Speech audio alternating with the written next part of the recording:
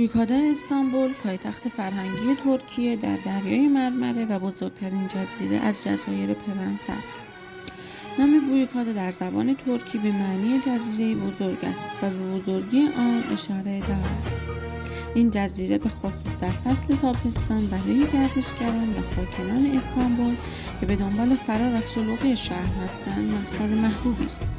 این جزیره با تاریخ غنی و مناظر طبیعی فوق‌العاده تجربه منحصر به فرد برای بازدید کنندگان فراهم می‌کند.